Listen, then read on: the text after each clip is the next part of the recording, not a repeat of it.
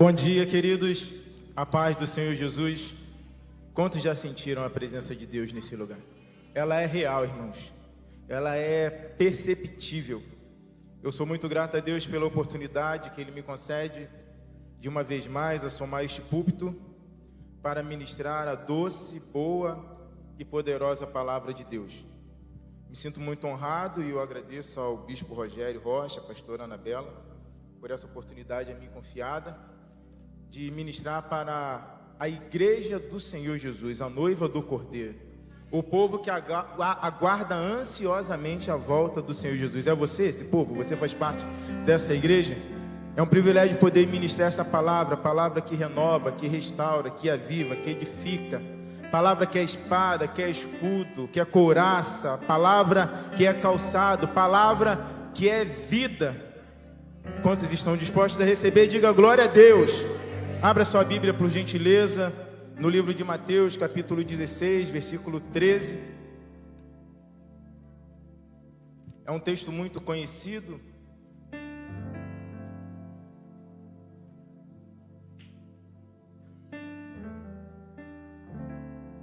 Todos acharam? Amém? Diz assim a palavra do Senhor Jesus: E chegando Jesus às partes de Genezaré, de Filipe, interrogou os seus discípulos. Obrigado, querido. Interrogou os seus discípulos dizendo: Quem dizem os homens ser o Filho do Homem? Verso 14 diz: E eles disseram, uns, João Batista, outros, Elias, e outros, Jeremias, ou um dos profetas. Disse-lhes ele: E vós, quem dizeis que eu sou? Nós te louvamos, Senhor, pela leitura da Tua palavra.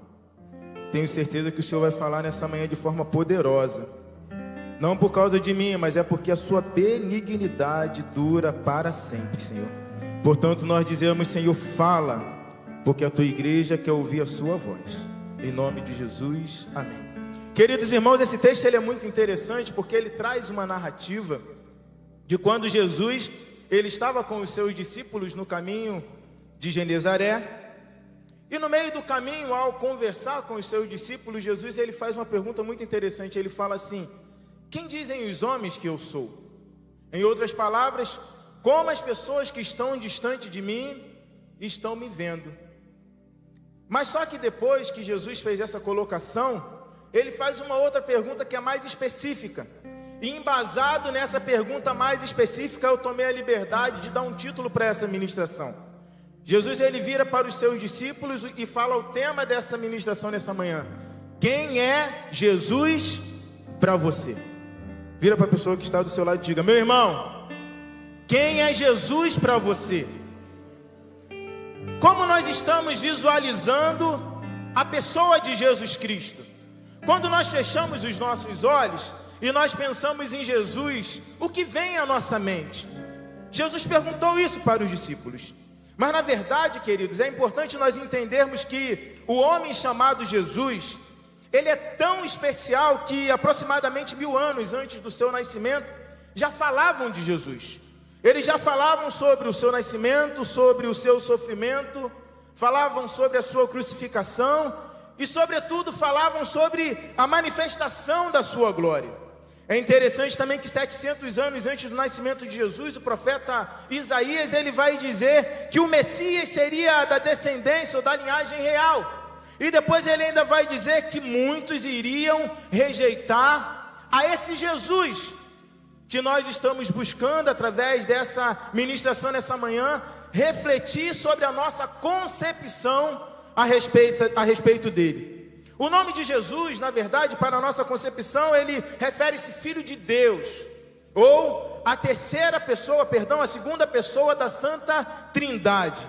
Jesus Cristo, ele vem ensinar os homens o verdadeiro amor. Jesus, ele vem ensinar os homens o que é de fato amar o próximo, amar sem pretensões, sem interesses, sem segundas intenções. Ele vem nos ensinar a olhar para as pessoas sem discernir um e o outro, porque todos nós, não é só na Constituição que vai dizer isso, mas diante de Deus, todos nós somos iguais, porque na verdade, depois do Éden, a Bíblia vai dizer que todos pecaram e destituídos estão manifestação da glória de Deus. Mas só que esse Jesus que nós estamos começando a trazer a narrativa dele, ele é alguém cujo qual nós precisamos sair daqui desse culto da manhã convicto de quem ele é. Mas quem é ele para você? Como você está vendo Jesus Cristo? Porque na verdade esse Jesus, além de ministrar ou manifestar o amor para as pessoas através de si próprio, esse Jesus ele vem também, nasce, cresce, vence a morte e conquista para todos nós o que cremos nele através da sua crucificação na cruz do Calvário, o direito ou a probabilidade ou certeza através do sangue dele, uma vez que nós reconhecemos que ele é o rei. Ele nos dá essa garantia de viver uma vida que sobrepõe essa vida humana. Uma vida num céu de glória, onde não há dor, sofrimento, tristeza, perseguição, tribulação, humilhação, rejeição. Tudo isso através do sangue de Jesus, do sacrifício desse Cristo que um dia trilha no caminho do Gólgota, que quer dizer lugar de caveira. Ele é cuspido, humilhado, ele é ultrajado, e depois olham para ele e furam o seu lado esquerdo e falam: se você é o Filho de Deus, sai daí agora. Mas quem é esse Jesus? Glorificado e exaltado seja o nome do Senhor. Etimologicamente falando, Jesus Cristo vem do grego, que quer dizer Josué. E Josué, ele quer dizer Salvador. Jesus vem do grego Josué, que quer dizer Salvador. Mas Salvador de quê? Antes de entender Salvador de quê, nós precisamos entender quem ele é. Quando nós olhamos para esse homem chamado Jesus, alguns questionamentos surgem em minha mente, eu quero compartilhar com você. Primeira coisa, quem é esse Jesus que o anjo do Senhor, ele vai falar com Maria: olha, você vai dar à luz a um menino e há alguns propósitos, ou há um propósito para ele. Quem é esse Jesus que o mesmo anjo do Senhor vai até José e diz: oh, não rejeite Maria, porque há algo nela que vai mudar a história da humanidade. Glorificado e exaltado seja o nome do Senhor. Quem é esse Jesus que em Mateus capítulo 2, do 13 até o 18, nós vamos ver o rei Herodes maquinando mal contra ele, tentando tirar a sua vida? Porque a Bíblia vai dizer que os magos enxergam o sinal através da estrela, e eles vão atrás daquele que é conhecido o rei dos judeus, Jesus Cristo, porque era a promessa de Isaías que estava se cumprindo segundo a convicção deles. Mas só que quando Herodes toma conhecimento desse fato, e ele faz a contabilidade de que, pelo que foi mencionado pelos homens que foram até Jesus, fala: não, então ele deve ter nascido mais ou menos entre 1 a 2 anos aproximadamente, segundo os estudos. E ele fala: nós temos que matar esse menino. Quem é esse menino que causa temor a Herodes? Quem é esse menino que o seu nascimento já causa um alvoroço ou um rebuliço na mente das pessoas que estão voltadas para a sua percepção horizontal? Quem é esse Jesus, irmãos, que aos 12 anos de idade, ele já está no Sinédrio discutindo acerca de um Deus, falando de uma verdade que não está consistida na riqueza, que não está consistida na fama, que não está consistida na glória ou na honraria atribuída pelos homens falíveis, miseráveis e que não tem poder para realmente dar a plena felicidade. Quem é esse Jesus? Quem é esse Jesus, irmãos, que no capítulo 4 de Mateus, do 1 a 11, vai dizer que é conduzido pelo Espírito ao deserto para ser tentado pelo diabo? Quem é esse Jesus? Quem é esse Jesus que faz Satanás se apresentar a ele? Satanás, que é conhecido como anjo de luz, Lúcifer, se apresenta a ele e faz uma proposta dizendo: eu vou te dar riqueza, fama e poder. Transforma a pedra em pão, lança-te daqui abaixo e te darei o reino desse mundo. Estranho que parece que a proposta é a mesma ainda nos dias de hoje: fama, poder e riqueza. E muitas pessoas estão se prostrando e dizendo: eu quero isso. Mas só que eu quero entender quem é esse Jesus que falou: para trás de mim, Satanás, porque a Bíblia vai dizer que somente ao Senhor adorarás e servirás e prestará culto. Oh, aleluia! Glorificado, exaltado seja o nome do Senhor. Mas quem é esse Jesus que os partidos políticos e os religiosos o perseguiam? Segundo João, está escrito no livro de João 5,16, e o perseguiram porque ele fazia o bem no sábado. Você vai perceber que eles olham as regras e colocam as regras numa importância tão elevada que eles desqualificam as pessoas. Jesus, ele está dizendo: existe uma pessoa que está precisando de ajuda, e vocês estão me condenando porque eu estou deixando de lado a lei para manifestar a graça. Quem é esse Jesus? E por que esse Jesus tem que passar por tudo isso? Os religiosos, os senhores do poder tentando tirar a sua vida. Quem é esse Jesus, irmãos, que faz com que Satanás levante homens importantes, políticos, religiosos, para tentar matar Jesus, e por fim ele usa um entre os seus 12 discípulos. Quem é esse Jesus? Isso está relatado em Lucas 22:3. Quem é esse Jesus, irmãos, que o seu próprio povo rejeitou? Marcos 12:10 vai dizer isso. Diz que todos os homens do passado que tipificaram a pessoa de Jesus Cristo, eles pecaram, cometeram algum erro, traíram-o de alguma forma. Quem é esse Jesus, meu irmão? Nós precisamos entender que existem algumas atitudes próprias do caráter de Jesus Cristo. Diga, qual é essa, pastor? Quais são elas, pastor? Diga, quais são, pastor? Primeira, ele tem o poder para transformar. Assim como ele transformou a água em vinho, ele também transforma o coração e o interior do homem. João capítulo 2, versos de 6 a 11 vai dizer que em Caná da Galileia, Jesus ele foi convidado para um casamento. Diga, Jesus foi convidado para um lugar. Quantos aqui convidaram Jesus para estar próximo de você? E a Bíblia vai dizer que quando ele chega nesse lugar, estavam todos cheios de alegria, porque o vinho, ele simbolizava a alegria, porque as festas de casamento duravam mais de uma semana, e se acabasse antes, simbolizava um fracasso nessa reunião matrimonial. Mas só que o texto vai dizer que em um dado momento a sua mãe vira para ele e fala: Jesus, acabou o vinho. Eu consigo aqui pela fé imaginar Jesus dizendo: calma, acabou a alegria, mas eu sou a alegria. Acabou a paz, mas eu sou a paz. Acabou a esperança, olhem para mim, eu sou a esperança do mundo. Glorificado e exaltado seja o nome do Senhor. Mas eu preciso abrir um parêntese aqui para você, meu irmão. Observe que Jesus ele foi convidado para um lugar, e infelizmente nós convidamos Jesus para estar conosco, mas o deixamos apenas como peça decorativa.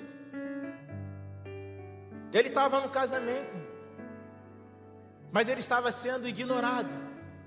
Ele estava no canto. Será que nós estamos deixando Jesus em um canto? E aí quando a alegria vai embora, quando os problemas vêm, quando as humilhações vêm, aí a gente fala: eu lembrei, Jesus ele estava aqui. A gente começa a clamar: filho de Davi, filho de Davi. Ele diz para mim e para você: eu estava o tempo todo com você. Você que estava olhando para as coisas naturais, olhe para mim, porque eu vou transformar a água em vinho. Eu sou a vida, eu sou o grande eu sou, aleluia. Oh, seja exaltado e adorado, Senhor. Segunda coisa, acerca desse Jesus que nós queremos conhecer, ele tem poder para saciar a fome, assim como ele supriu a fome orgânica, física e espiritual também do povo que estava o seguindo. A Bíblia vai dizer que Jesus Cristo, no livro de João 6, 8 a 14, ele sacia a fome do povo. O povo estava seguindo Jesus, ouvindo a palavra, e de repente Jesus virou para os discípulos e falou assim: olha só, esse povo está me seguindo, tem mais de 4.000 homens, fora mulheres e crianças. Não é lícito que eu os envie de volta para sua casa sem comida? Aí Jesus falou: dá-lhes de comer. Os discípulos falaram: Senhor, como poderei fazer isso? A multidão é imensa, nós não temos aonde comprar. E Jesus falou: dai-lhe de comer.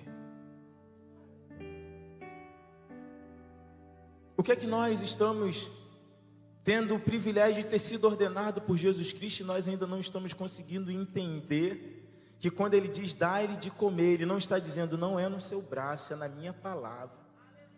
É eu que estou mandando dar-lhe de comer.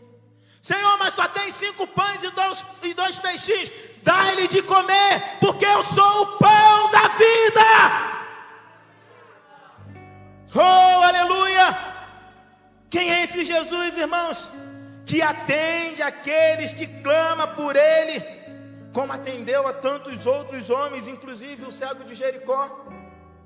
E vocês vão perceber que Ele olha para esse pobre cego e Ele fala assim: escutem, estou parafraseando, eu estou ouvindo um clamor de alguém. Parece que eu consigo perceber Jesus dizendo assim: escutem, eu estou conseguindo o clamor de alguém que está lá na IBR Lisboa, num cantinho. Tem gente que não sabe nem o nome dele, mas eu estou te ouvindo. Escutem, tem alguém que está me clamando e eu não posso negar ao clamor de alguém. Chame-o, porque eu vou fazer o milagre na vida dele é hoje. Chame o cego. Jesus está te chamando, meu irmão. Talvez você entrou aqui nessa manhã dizendo: pastor, eu estou clamando aqui há tanto tempo, mas ninguém me enxerga. Eu quero te contar uma novidade.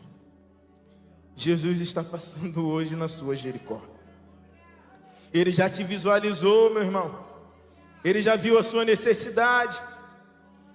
Quem é esse Jesus, irmãos? A outra coisa que eu vejo a respeito desse Jesus é que Ele não faz acepção de pessoas. Esse Jesus, Ele atende tanto os príncipes judeus, como Nicodemos, João 3 vai dizer isso, mas Ele também atende aos excluídos da sociedade, como os leprosos de Mateus 8. Isso significa dizer que Jesus Cristo, Ele não está preocupado com o que você pode fazer com os seus braços.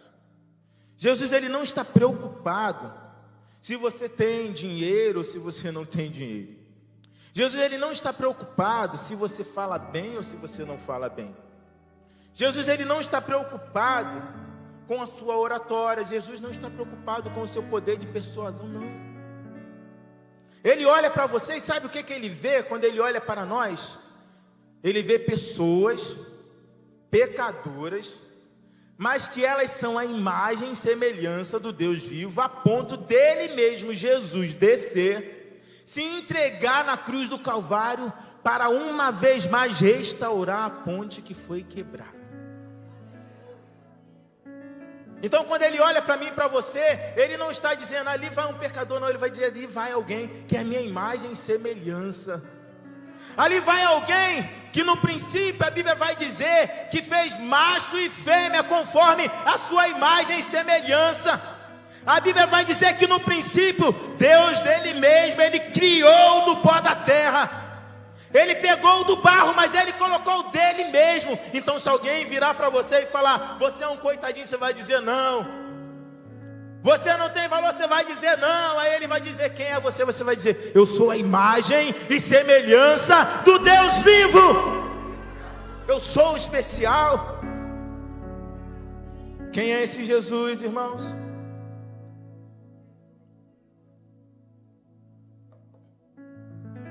Quem é esse Jesus que tem poder para ressuscitar mortos? Quem é esse Jesus?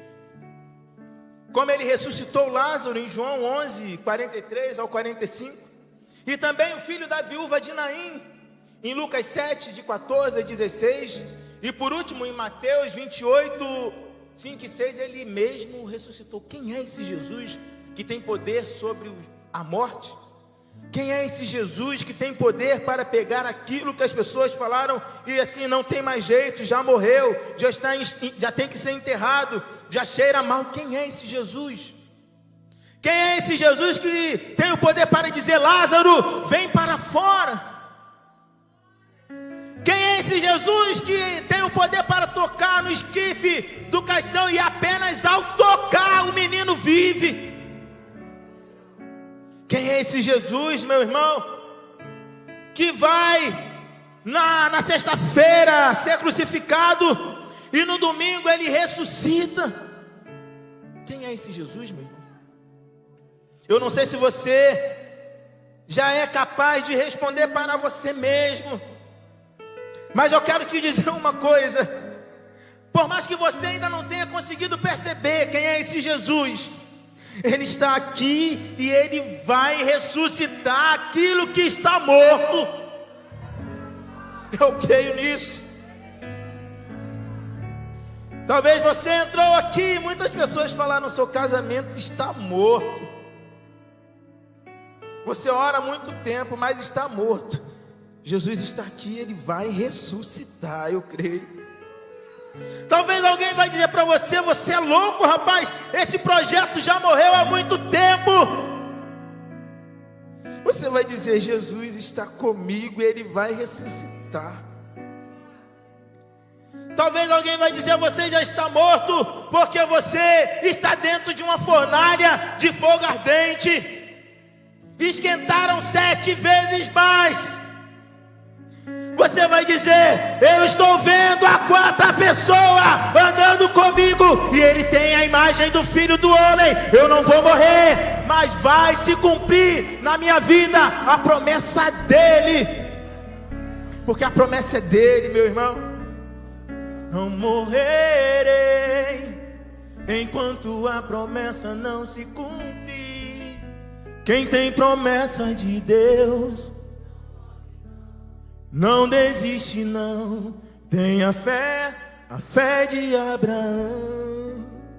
Diga: eu não vou morrer, eu vou ver aquilo que Deus prometeu, que eu verei em vida. Porque nós sabemos que tem promessa que Deus faz para nós e que elas serão cumpridas na vida dos nossos descendentes, como Abraão. Ele prometeu, Abraão não viu a promessa, mas ela se cumpriu posteriormente. Mas aquilo que Deus prometeu, que vai cumprir na sua vida, em vida, vai se cumprir. Porque a Bíblia vai dizer que Deus, Ele não é homem para que minta, nem filho do homem para que se arrependa. E é esse Deus que nós viemos buscar nessa manhã. É um Deus que ressuscita mortos, é um Deus que faz milagres e maravilha. Mas eu ainda me pergunto: quem é esse Jesus que é perfeito, sem pecados?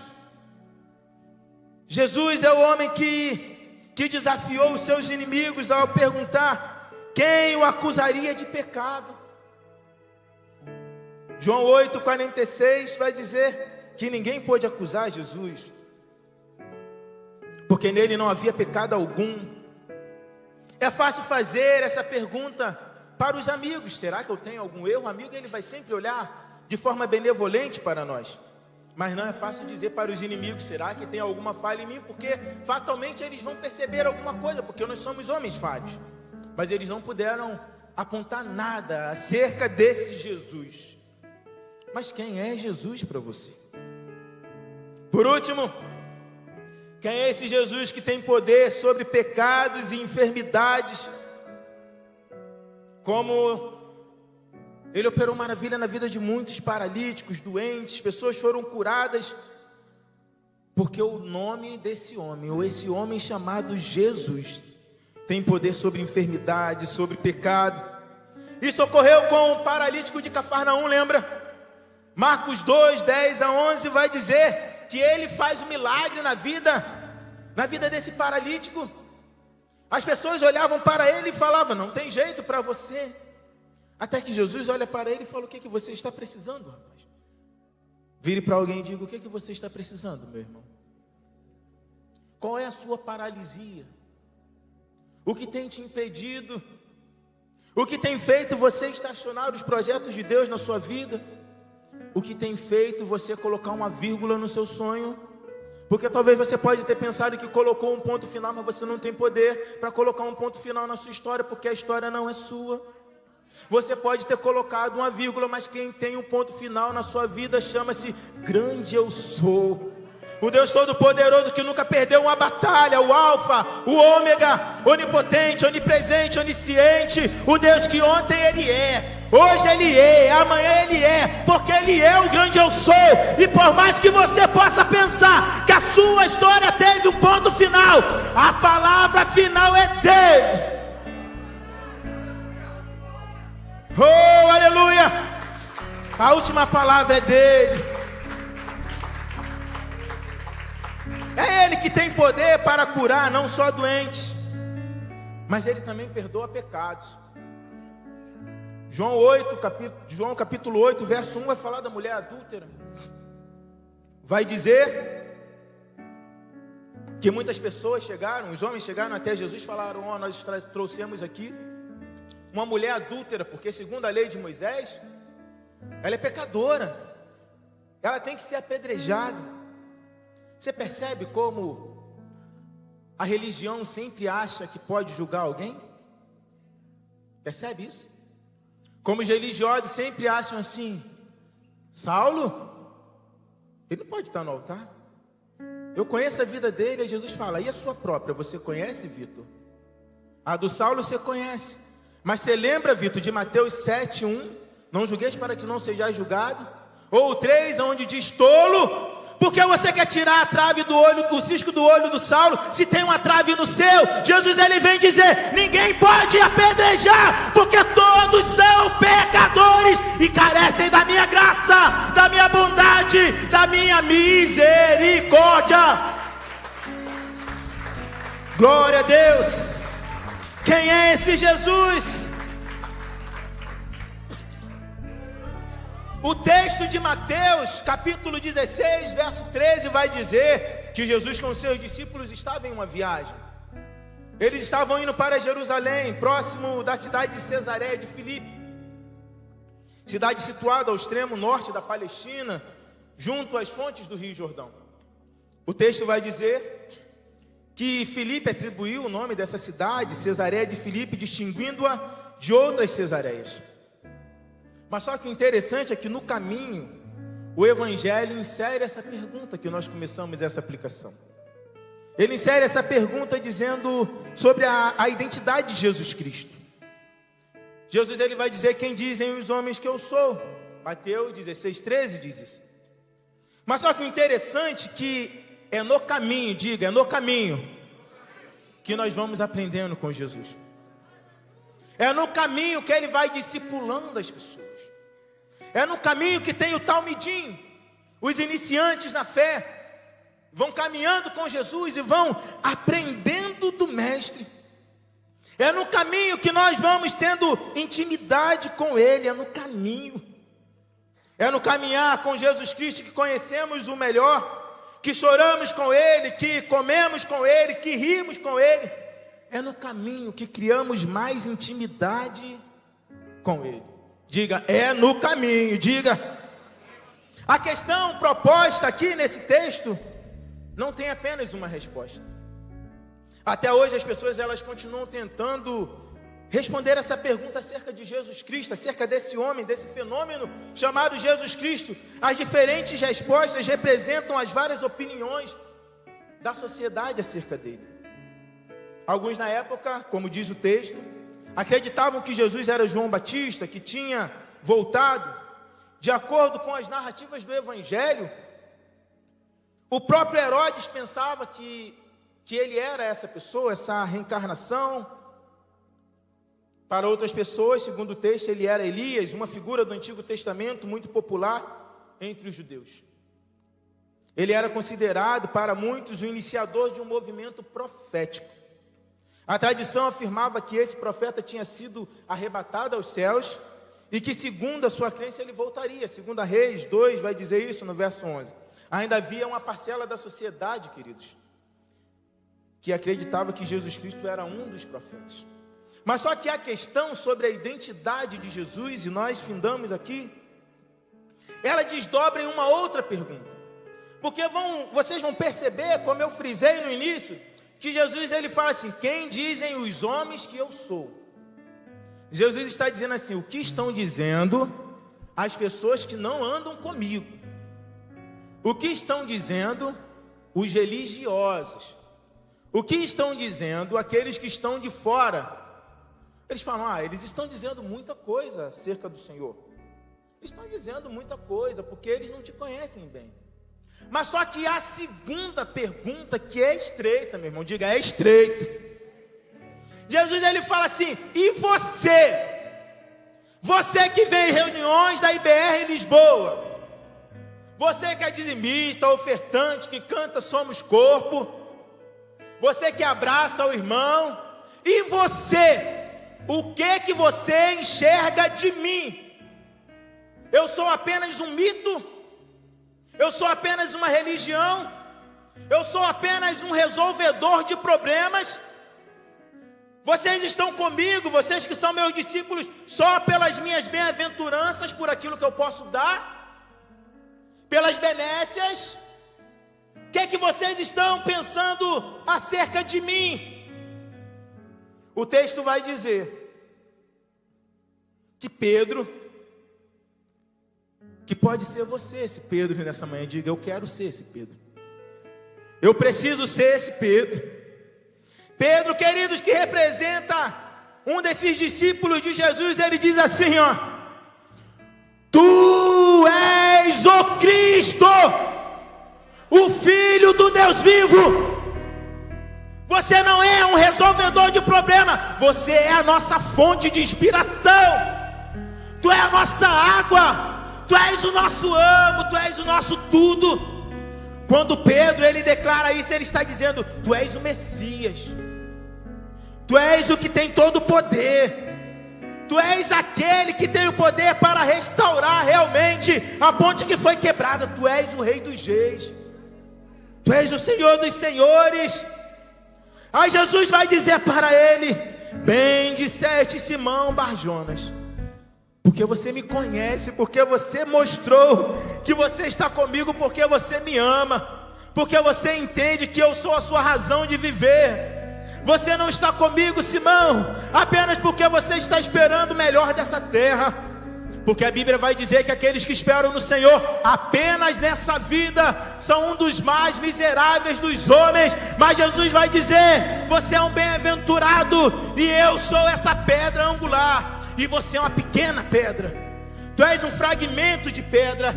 E quando você, como um fragmento de pedra, estiver ligado na pedra angular, meu irmão,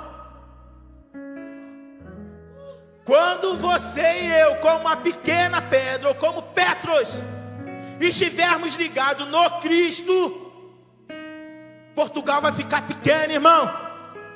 A Europa vai ficar pequena, porque eles vão dizer: quem é aquele povo barulhento, mesmo em silêncio? Como isso, pregador? Como é que aquele povo, mesmo em silêncio, exala um barulho estrondoso de graça, misericórdia, bondade, amizade, respeito? Aí você vai dizer assim: porque eu tive um encontro com o Cristo, o Messias, o restaurador de Israel. E é esse Cristo que está aqui, é esse Cristo que marcou o encontro conosco nessa manhã, e é esse Cristo que está querendo se relacionar conosco. Coloque-se de pé nesse momento. Eu quero te convidar a fazer uma oração, porque esse Cristo,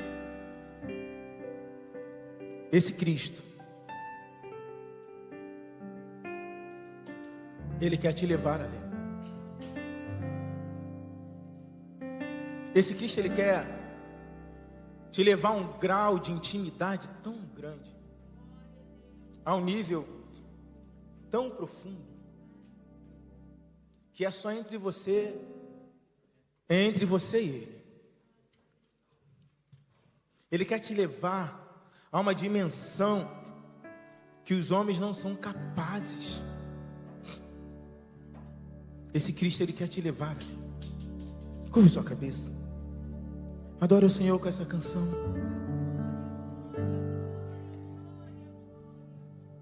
leva-me além,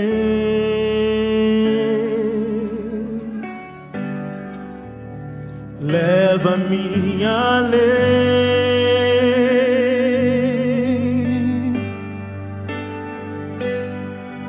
a um nível mais profundo de intimidade contigo, ó Senhor.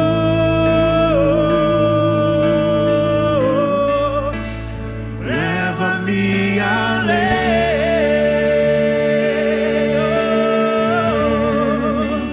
leva-me além,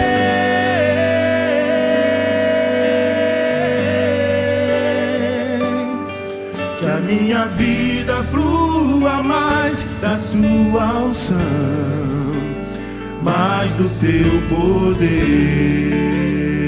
Diga: render a ti, render a ti, render a ti adoração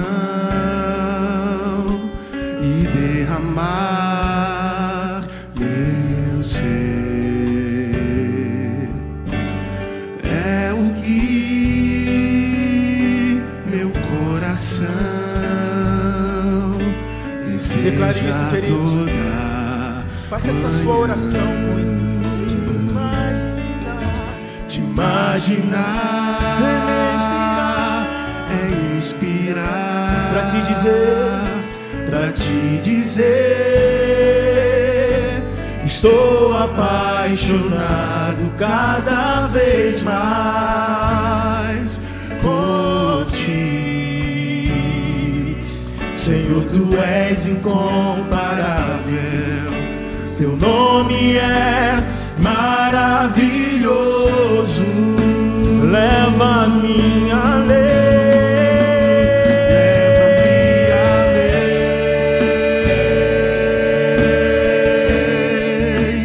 leva-me além,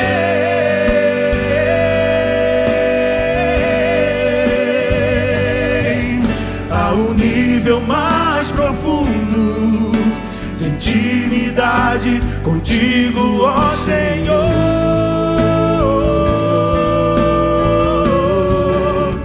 Leva-me além, oh, leva-me, leva-me além,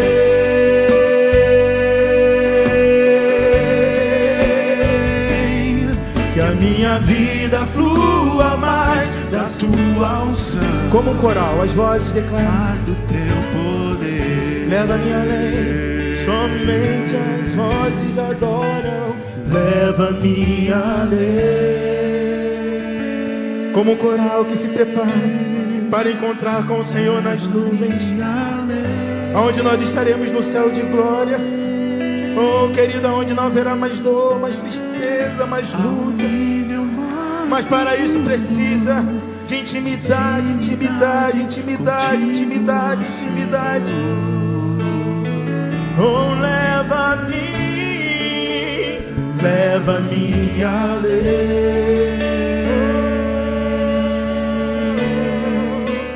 leva-me além,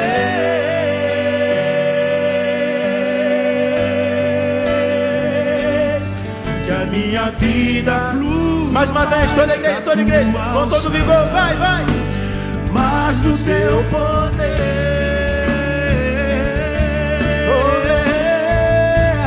Leva-me além,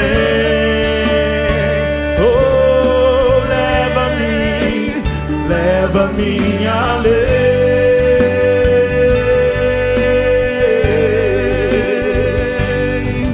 ao nível mais profundo de intimidade contigo, ó Senhor. Obrigado por tua bondade. Obrigado por sua misericórdia. Obrigado porque mesmo sendo pecadores como nós somos, a sua graça tem nos alcançado nessa manhã. Em nome de Jesus. Minha vida flua mais da tua unção, mais do teu poder. Se você pode dar o seu melhor para o Senhor.